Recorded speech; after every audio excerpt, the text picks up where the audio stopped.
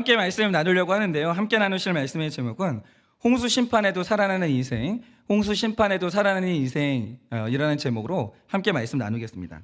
여러분 혹시 그 챗 GPT라는 인공지능 서비스 아십니까? 이거는 굉장히 제일 사실은 이제 문제가 되는 지금 이 이슈인데 이게 앞으로 어떻게 될지 모르겠어요, 정말. 이게 우리한테 좋은 일인지 재앙인지는 모르겠으나 어쨌든 출시가 됐고 저는 사용하고 있습니다. 근데 이 챗 GPT가요, 이게 유료냐 무료냐에 따라서 버전이 좀 달라요. 그냥 만약에 여러분들이 오늘 챗 GPT 무료 버전을 쓰신다, 그것도 괜찮아요. 굉장히 간단하고 중요한 정보들을 얼마든지 알 수 있어요. 쓸만해요. 그러나 중요한 게 뭐냐면 이 무료는 이게 쓸만하긴 하지만 막혀있는 기능도 많고요, 전문적인 대답을 구하는 데 있어서는 약간 좀 한계가 있습니다. 그런데 만약에 유료 버전인 챗 GPT 이게 4.5를 쓰면 이건 이제 완전히 신세계로 들어가는 거예요. 완전히 신세계예요. 다른 것보다 어떤 자료를 검색할 때 저도 굉장히 놀란 게 뭐냐면 신학도요, 전문적이고 깊이 있는 신학 정보를 그대로 접근할 수 있어요. 그리고 최근에 나오는 모든 정보들을 이제 번역해서 이제 알려주기 때문에 굉장히 상당히 수준 높은 높은 수준의 전문적인 지식에 우리가 이제 접근을 할 수 있게 된 거죠. 근데 비싸요. 그게 문제죠. 그래서 저는 이제 설교의 질을 좀 높여보려고 이게 유료 버전을 지금 쓰고 있는데, 물론 제가 이제 설교 원고를 작성해 달라든지 원고 내용을 다듬어 달라든지 이런 업무는 절대로 안 합니다. 믿어주시기를 바라요. 설교 들어보시면 아시잖아요. 엉망이잖아요. 다 다듬지 않았다는 거죠. 어쨌든 이제 설교가 좀 거칠고 좀 부족해도 이거는 오롯이 제 작업의 이제 결과물이 돼야지 이거를 도구를 사용해서 더 어떻게 그럴듯하게 만들어 본다, 이거는 좀 여기까지는 정직이 아닌 것 같아요. 그래서 제가 그렇게는 안 하고 있는데, 제가 왜 이 이야기를 길게 드리냐, 제가 한번은 이 챗 GPT에게 이렇게 물어봤어요. 지구에 대규모의 홍수가 있었다는 과학적이고 합리적인 증거가 있냐, 이렇게 물어봤죠. 왜냐하면 이게 기독교 서비스가 아니에요. 그러니까 이게 좀 객관적인 세상적인 이제 정보기 때문에 혹시나 이제 어떤 답을 줄까 싶어가지고 물어봤죠. 근데 저는 이제 예상하기를 과학적인 증거는 발견된 게 없고 이건 종교 영역에서 다루는 신화일 뿐이다, 저는 이런 대답이 나올 줄 알았거든요. 근데 제가 정말 깜짝 놀란 게 뭐냐면 물론 과학적이고 합리적인 증거가 있다, 이 대답이 나오는 거예요. 정말 놀랐어요. 그러면서 이 챗 GPT가 그 예를 쫙 들어주는 거예요. 그래서 제가 다 읽어봤죠. 근데 그 중에서도 제가 개인적으로 생각할 때 가장 유력한 대답이 뭐였냐, 지금 지구에서 한 지역만 그런 게 아니고요, 여러 대륙에서 아주 광범위한 아주 재미있는 흥미로운 퇴적층이 여러 개 발견돼요. 이게 무슨 뜻이냐, 이 지구에서 가장 유명한 퇴적층이 그랜드 캐니언인데, 이 퇴적층이란 게 뭐냐면 흙더미가 있잖아요. 이불 쌓아놓은 것처럼 층층층층층 이게 탁탁탁탁 있어요. 그게 그랜드 캐니언에 가면 어마어마하게 높아요. 근데 이게 그랜드 캐니언만 있는 게 아니라 이 퇴적층이 지구에 광범위하게 이제 펼쳐져 있는 거예요. 그런데 이 높이가 어마어마한데 이게 그냥 안 됩니다. 그러니까 우리가 퇴적층을 볼 때 퇴적층이다 이렇게 생각하시겠지만 이거는 인위적인 힘이 흙 무더기를 몰고 와서 쌓여 있는데 또 쌓이고 또 쌓이고 또 쌓이고, 이게 안 되면 그런 퇴적층 모양은 못 만들어져요. 이건 인위적인 외부적인 힘이 있었던 거예요. 이거는 종교적으로 말하는 게 아니라 그냥 이건 상식의 영역이에요. 근데 이게 어떻게 가능해요? 여러분, 이 흙무더기가 얼마나 무거운데 이 대규모의 흙무더기를 지속적으로 착착착착 쌓아나가는 이 힘이 뭐가 있냐는 거예요. 이걸 해결할 수 있는 유일한 답은 뭐냐, 홍수밖에 없는데 보통 홍수로 안 돼요. 대규모의 홍수가 있어야 되는 거예요. 그러니까 이런 거죠. 물이 있잖아요. 근데 지금도 지구는 자전을 해요.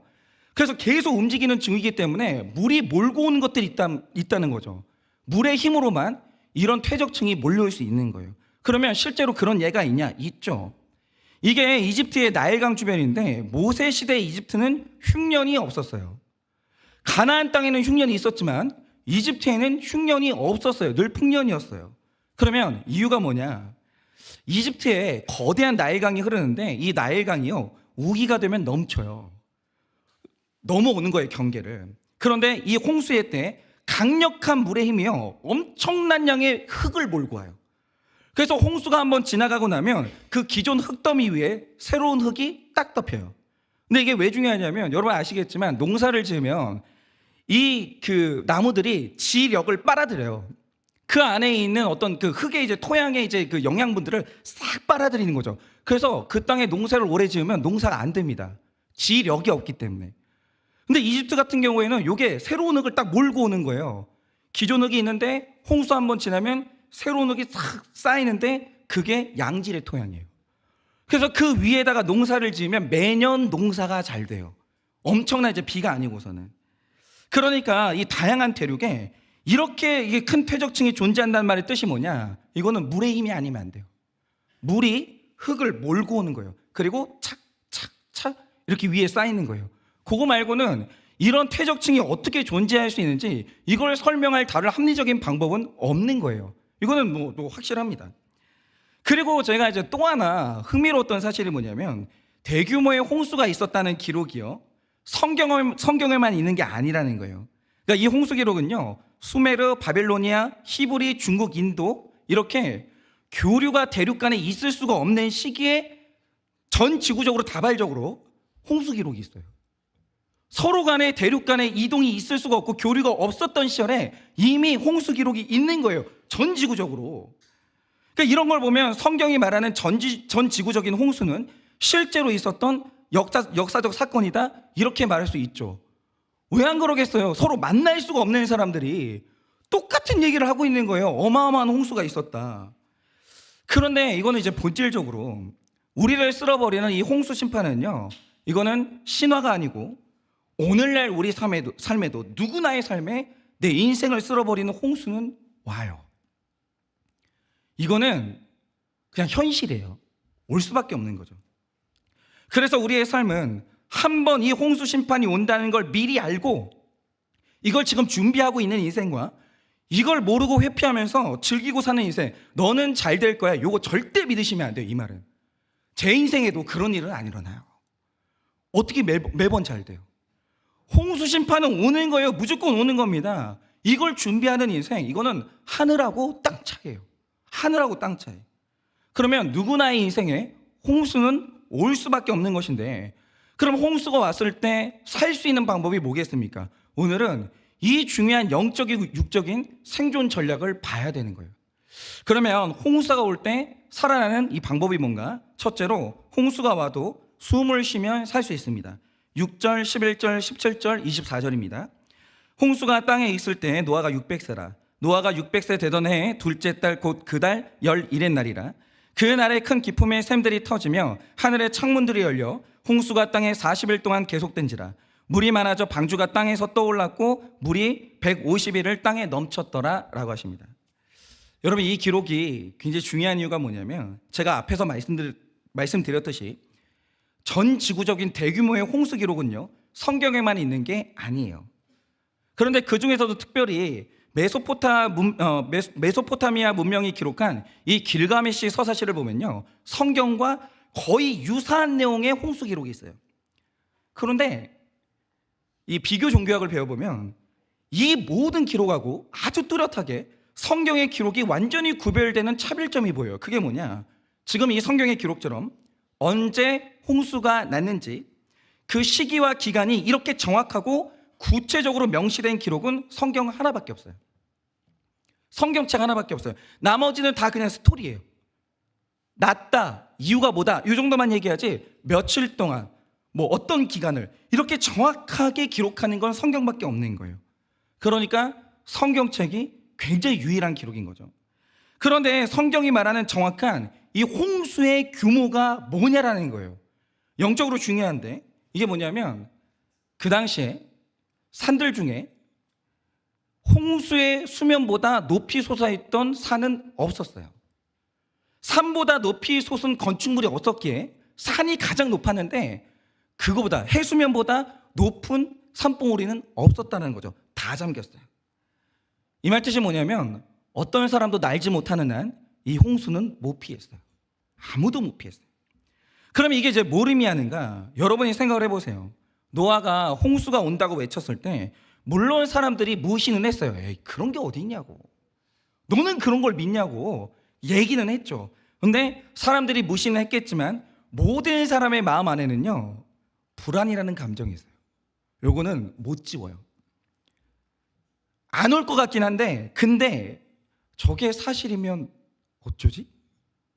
진짜 홍수가 있으면 어쩌지? 사람들은요, 요거 못 벗어나요. 다 이 생각을 합니다. 그러니까 여러분들이 한번 불신자들을 보세요. 우리가 천국과 지옥이 있다 이렇게 말하면 무시하죠. 야, 천국이 어디 있냐? 너는 21세기에 아직도 그런 걸 믿냐? 라고 해요. 근데 중요한 사실이 뭐냐? 우린 영적이기 때문에 아무도 여기서 못 벗어나요. 지옥이 근데 진짜 있으면 어떻게 하지? 이 두려움이요, 모든 사람 안에는 다 있어요. 그래서 일어난 일이 뭐냐? 사람들은요, 선행을 하면 안심감이 찾아와요. 그 감정이 어디에서 온다고 생각하세요?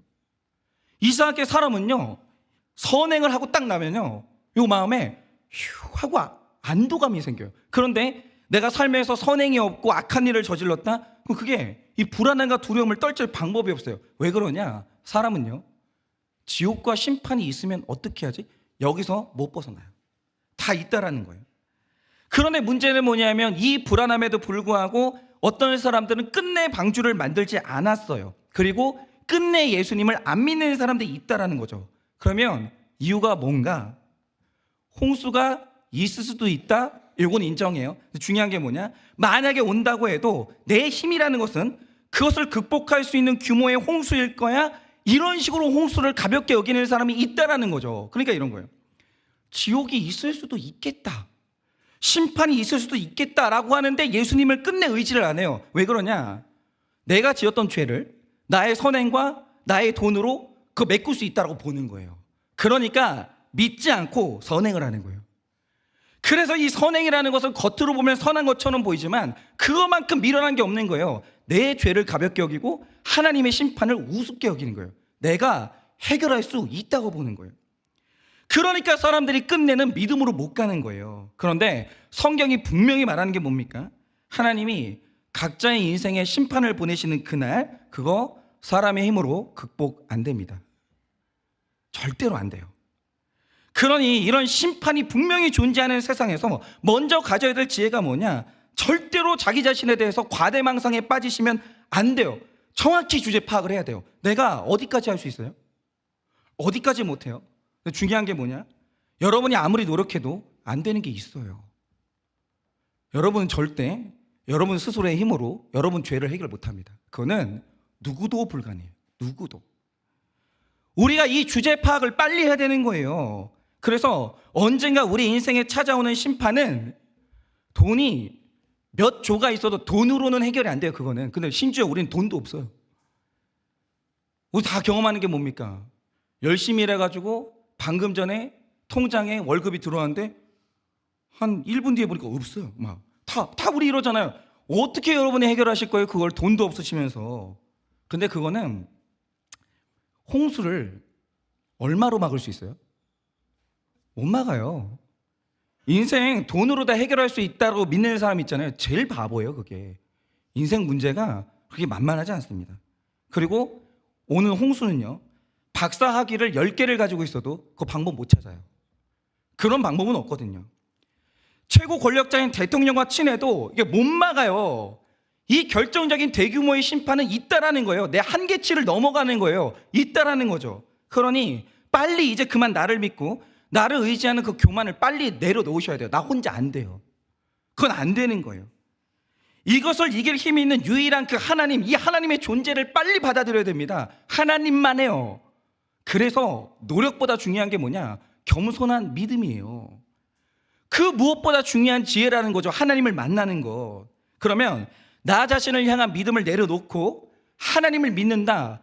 이 구체적인 적용이 뭐냐라는 거죠. 21절에서 23절입니다.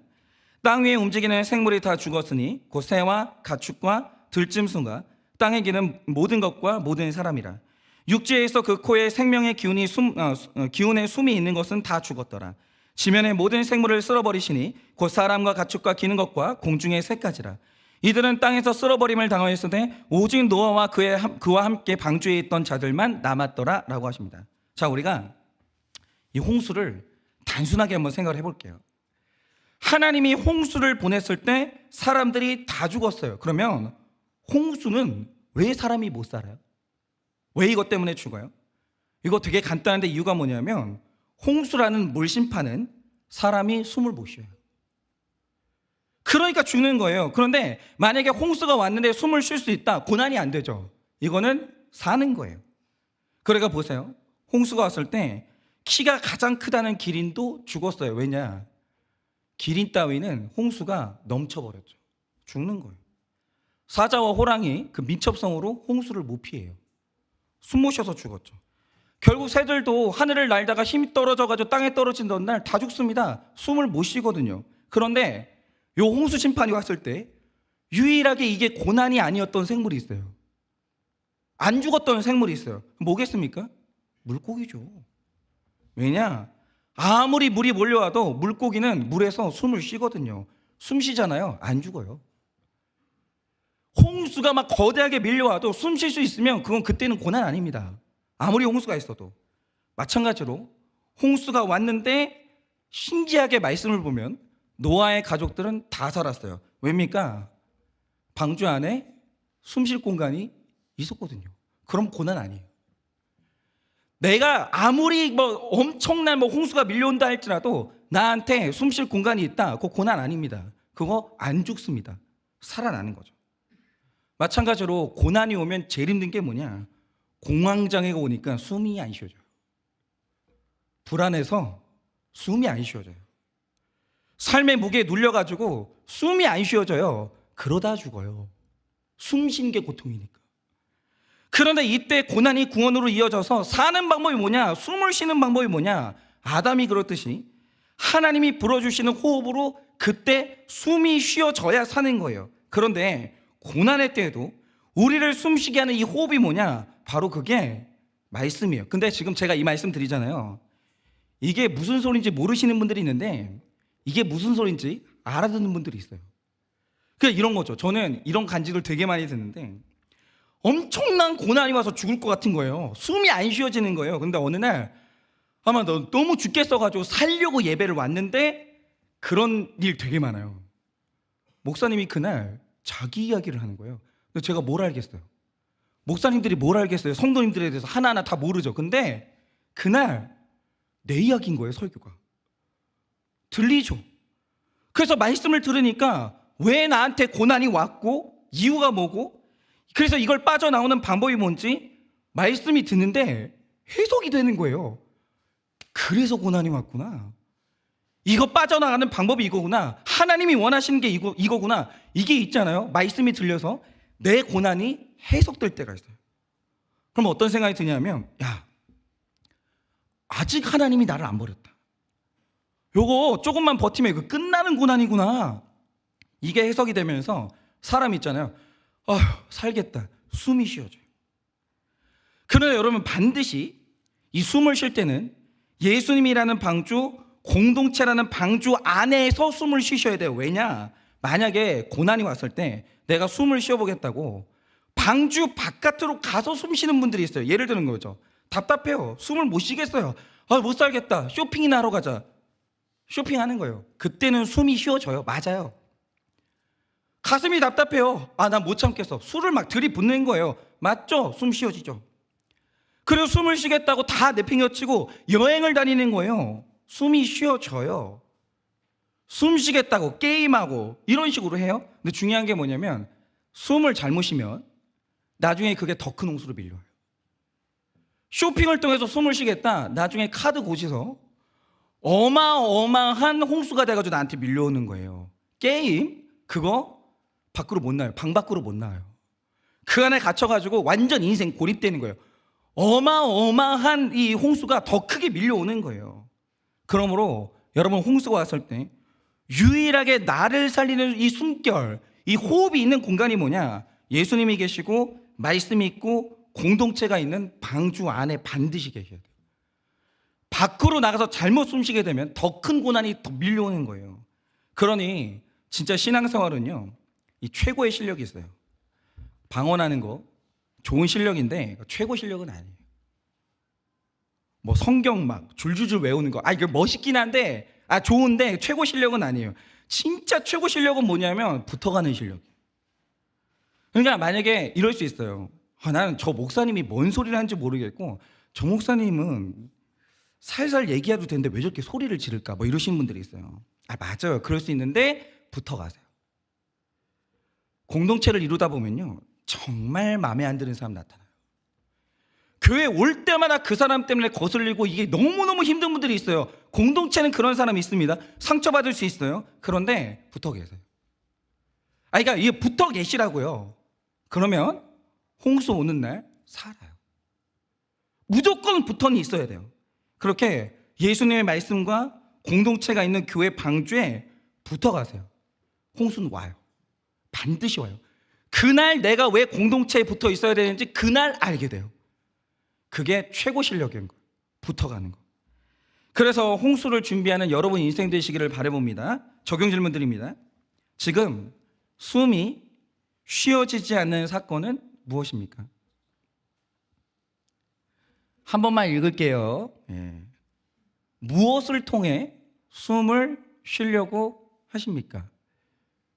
또 그냥 목장 아니고 막 사람 하나 붙들어가지고 내 얘기 좀 들어봐 그러면서 막 1시간 얘기하면 상대편 숨이 막혀요. 그러시면 안 되는 거예요. 뭘 통해 숨을 쉬려고 하십니까?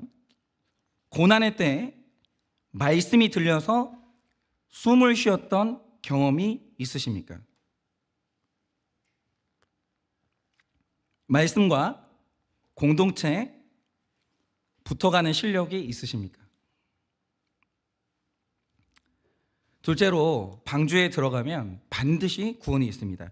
1절, 7절, 13절, 23절입니다. 여호와께서 노아에게 이르시되 너와 내 온 집은 방주로 들어가라. 이 세대에서 내가 내 앞에 의로움을 내가 보았음이니라. 노아는 아들들과 아내와 며느리들과 함께 홍수를 피하여 방주에 들어갔고 곧 그날에 노아와 그의 아들 셈, 함, 야벳과 노아의 아내와 세 며느리가 다 방주로 들어갔고 지면의 모든 생물을 쓸어버리시니 곧 사람과 가축과 기는 것과 공중의 새까지라. 이들은 땅에서 쓸어버림을 당하였으되 오직 노아와 그와 함께 방주에 있던 자들만 남았더라 라고 하십니다. 여러분 이 말씀을 보시면 계속해서 반복되는 구원의 동사가 있어요. 그게 뭐냐? 들어가라, 들어갔고, 들어갔고, 요거예요. 반드시 들어가야 돼요. 밖에서, 그러니까 방주 가까운 데 있는 게 아니에요. 예수님하고 가까운 데 있는 게 아니에요.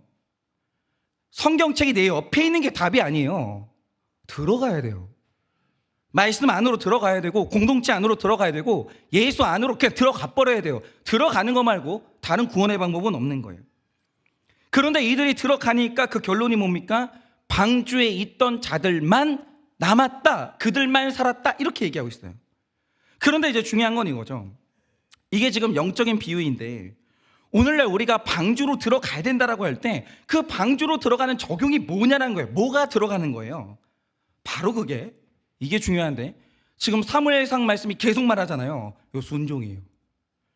순종은 문을 여는 열쇠예요. 이거밖에 없어요. 그런데 이 중요한 건 뭐냐면 이 순종의 요구가 사람들의 수준마다 다 다르다는 거예요. 예를 들면 이런 거죠. 여러분 그 구약에서 제사를 드릴 때 돈이 많은 사람들이 죄사함을 받으려면 소를 끌고 와야 돼요. 그죠? 그러면 죄사함을 받아요. 근데 가난한 사람들은 돈을 써서 사는 게 그 재물이 아니라 비둘기 있죠. 산비둘기. 돈으로 안 사도 되는 거. 그걸 가져와가지고 주님께 바쳐요. 어떻게 되냐? 소 바친 사람하고 똑같이 구원받아요. 순종은요, 하나님이 각 사람에게 요구하시는 순종이 다른데 그 순종만 해도 사람은 똑같이 구원받아요. 똑같은 순종이에요.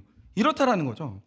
여러분 이 시대에 가장 어려운 순종을 하는 사람이 누굽니까? 당연히 노아였어요. 노아는 하나님이 말씀하실 때 99% 순종한 적이 없는 사람이에요. 말씀하시면 노아는 100% 순종했어요. 그러니까 우리 교회도 가정도 우리가 구원받는다라고 할 때 거기 한 명은 노아가 있어야 돼요. 한 명은. 소를 바칠 수 있는 그 한 명 있잖아요. 이 순종할 수 있는 사람. 이거 한 명은 있어야 돼요. 그런데 이 시대에 노아가 있으니까 일어난 일이 뭐냐? 이게 순종의 위력인데 자기만 구원 안 받아요. 나만 구원받는 게 아니라 내 배우자와 아들들과 며느리들까지 성경을 보면 뭐라고 나와 있냐면 다 구원받았다 이렇게 해요. 이 순종이 이렇게 대단한 거예요. 그 한 명 있으니까 다 구원받는 거예요, 가족들이. 그러니까 여러분 이제 교회 생활은 슬기로운 교회 생활이 있거든요. 이게 뭐냐면 여러분들이 오늘 한일교회를 잘 보고 있다가 딱 말씀에 노아처럼 100% 순종하는 사람이 있을 거예요. 그 사람 옆에 붙어 있어요. 그럼 수지 맞아요. 그러니까 옆에 붙어 있기만 해도 수지 맞아요. 그러니까 이거 정치한다고 했잖아요. 어느 장로님 줄에 서야 이 교회에선 장로 되냐 이렇게 하지 마세요. 그러니까 누가 순종의 사람이냐, 노아처럼 100% 순종하는 사람이 누구냐, 그거 만약에 보이잖아요. 옆에 붙어 있어야 돼요. 그럼 완전히 수지 맞는 거예요. 여러분 이 순종의 위력이라는 게 이런 거예요. 옆에 있기만 해도 얻는 게 있는 거예요. 그런데 여러분 노아는 그랬어요. 그런데 동물들을 보세요. 동물들이 무슨 위대한 순종을 해요. 고생은 노아가 다 했어요. 근데 동물들이 한 게 뭐냐, 그냥 암수가 둘씩 방주로 들어가라 요것만 요구받았어요. 근데 이제 MBTI에서 아이들은 혼자 있는 게 좋겠지만 둘씩 들어가라고 하면 이게 고난이 될 수도 있겠고, 또 어떤 사람은 폐쇄공포증이 있어서 그것도 고난이 될 수 있겠지만 못할 건 아니잖아요. 그냥 둘이 방주로 들어가라고 했을 때 요 간단한 아무것도 아닌 말씀에 순종했더니 똑같이 구원받아요, 노아랑. 여러분 이게 사람이라고 예외였겠어요? 그 시대 사람 누구도 방주를 만들 필요 없어요. 네 그 믿음 없잖아. 그 믿음은 노아나 있는 거예요. 그럴 필요가 없어요. 다만 내가 만들어 놓을 테니까 들어만 가. 이 말씀에 최소한의 순종만 했어도 그 사람 구원받아요. 순종이 이런 거예요. 최소한의 순종도 순종이에요. 순종은 이런 거예요. 여러분 말씀에 대한 순종은요, 크든 작든 이렇게 귀한 거예요. 그래서 제가 오늘 정말 좀 귀한 간증을 나누고 싶은데, 저는 우리 교회에 계속 이런 말씀, 이런 간증이 제 귀에 들리는 게 하나님께 너무 감사하지만 도대체 이게 어떤 말씀을 하시려고 그러냐, 이게 좀 굉장히 저한테는 중요해요. 근데 이 연말에 똑같은 주제에 똑같은 내용의 간증이 계속 들리는 거예요. 그게 뭐냐, 제가 지난주는 말씀에 순종해서 주일 성수를 했더니 보이스피싱이라는 홍수에서 숨을 쉬고 도로 전부 다 찾은 집사님 간증을 제가 해드렸어요. 그런데 이번 주에 성도님 한 분이 아침 예배를 나왔다가 저한테 이제 간증을 해주시는데, 이게 뭐냐면 앞서 하신 분 간증을 듣고 나도 한 게 아니라 두 분이 똑같은 설교를 듣고 비슷한 시기에 적용을 하신 거예요. 근데 이 성도님은 굉장히 오랜 시간 동안 주일이 없었어요. 그러니까 일을 하시는데 월화수목금토주 이거를 정말 오래 사셨어요. 일주일 내내 일을 하신 거죠. 그러면 그렇게 했던 이유가 뭐겠습니까? 우리 모두의 근심이죠. 물질에 대한 근심과 걱정이 있으니까 숨이 쉬고 싶은 거예요. 너무 불안하니까. 그래서 숨을 쉬어 보려고 주일에 경계를 여신 거예요. 그리고 주일날까지 일을 하신 거죠. 그런데 열심히 일을 했는데 이렇게 되니까 어떤 일이 찾아왔냐, 그게 더 큰 홍수가 되는 거예요. 어느 날부터 공황장애가 와요. 너무 힘드셨대요. 우울증이 오고 너무 힘든 거예요. 그러던 중에 우연히 우리 공동체를 알게 돼서 이제 말씀을 듣고 오셨는데, 어느 날 이제 말씀을 듣는데 아마 앞선 지난주에 우리 집사님하고 비슷한 설교 그쯤이었었던 것 같은데, 주일 성수에 대한 말씀을 듣는데 이분이 모태신앙이세요. 이런 설교를 한두 번 들어봤겠어요? 아니죠. 그런데 하나님의 때가 된 거예요. 타이밍은 그래서 중요한 거예요. 하나님의 때가 됐는데 그날 들리는 거예요. 내용이 똑같죠. 주일 성수해야 됩니다. 이거는 모든 목사님들이 다 하는 말이에요. 그런데 때가 되니 그날 말씀이 너무 크게 들리더라는 거예요. 그래, 그 감동이 얼마나, 하나님이 주시는 감동이 얼마나 강한지 아무 대책이 없었어요. 또 나아진 것도 없어요. 그런데 그냥 주일날 노동을 내려놨어요. 그냥 던졌어요. 그만두셨다는 거예요. 그리고 주일은 이제 온전히 예배하면서 누리신 거죠. 그런데 이렇게 되니까 어떤 일이 일어났냐, 당연히 주일 수입이 줄었어요. 주일날 일을 안 하니까 주일 수입이 줄었죠. 근데 놀라운 게 뭐냐면 평일 수입이 늘기 시작하는 거예요. 그래서 너무 놀랐대요. 근데 평일 수입이 느는데 얼만큼 늘었냐면 주일까지 일할 때보다 평일 수입이 더 늘었대요. 그래서 그전에는 11조를 못했는데 최근에 11조를 다시 하게 되는데 너무 기쁘다는 거예요. 왜냐? 마음속에 죄책감이 있었다는 거예요. 나는 성도인데 왜 나는 주일 성수를 온전히 못하나? 왜 나는 11조를 온전히 못하나? 죄책감이 있었는데 이걸 하니까 너무 기쁘다는 거예요. 근데 이 모든 것을 가능하게 한 게 뭐냐? 이게 최소한의 순종이었어요. 그러니까 이 성도님이 저랑 아침 예배 끝나고 대화를 하는데 계속 쓰는 단어가 그거예요. 놀랍다, 놀랍다, 놀랍다. 이 이야기를 계속 하시는 거예요. 그러면서 저한테 하시는 말씀이 뭐냐? 목사님, 말씀이 들린다는 것, 그리고 인생에 순종이 있다는 것, 이게 이렇게 놀라운 결과를 일으켜내는지 자기는 너무 놀랬다는 거예요. 그래서 요즘에 하나님을 경험한다는 거예요. 정말 그렇어요. 표정이 놀라워요. 놀라워요. 여러분, 순종은 이런 거예요. 여러분, 큐티의 꽃은 적용이에요. 저는 이게 뭔지를 몰랐어요. 그러니까 제가 신학했잖아요. 아버지 목회자잖아요. 얼마나 많은 설교를 들었고 강제적으로라도 얼마나 많은 제가 성경을 읽었겠어요. 저는 수능은 못 봐도 성경 퀴즈 내는 1등이에요. 근데 적용이 없어요. 무슨 순종? 순종한다는 냄새나 풍겼지. 순종을 해본 적이 없어요. 그러니까 제가 40살 다 될 때까지 하나님을 경험을 못하는 거예요. 그런데 언제부터 하나님을 경험했냐? 순종하고. 저는 몰랐어요. 말씀의 꽃이, 큐티의 꽃이 적용인 걸 몰랐어요. 순종을 하니까 신앙생활의 능력이 지식이 아니라 순종이 있다는 걸 알게 된 거예요. 하나님이 나타나는 거예요. 하나님을 만나는 거죠. 그러니까 이 순종이 뭐냐? 이 순종이 바로 방주로 들어가는 순간인 거예요. 그러면 방주에 들어가면 홍수가 와도 숨을 쉬고 사는 거예요. 여러분, 거대한 순종 아니어도 돼요. 순종하셔야 돼요. 하나님이 지금 요구하시는 게 뭔지 택자라면 알아요. 그거 해보세요. 하나님은 나타납니다. 그래서 이 최소한의 순종으로 방주에 들어가서 살아내는 여러분 인생 되시기를 예수님의 이름으로 축원합니다. 설교를 지난주처럼 마쳤어요. 똑같은 시간에. 찬양팀 나와주시고 적용 질문 드립니다. 적용 질문은 하나만 드립니다. 오늘 내가 해야 할 최소한의 순종은 무엇입니까? 오늘 내가 해야 할 최소한의 순종은 무엇입니까? 한번 한 주 내내 고민을 해보시고요. 나누시는데 우리 한번 이제 각자 지금 못하고 있는 순종들이 있으시면 한번 이번 주에 뛰어들어 보세요. 하시는데 하고 나서 이번 주에 우리 부부 목장이나 이렇게 목장들은 좀 간증이 있었으면 좋겠다 이런 생각이 들어요. 그래서 꼭 적용하시기를 바라고요. 이 시간에 우리 다 같이 한번 찬양하려고 하는데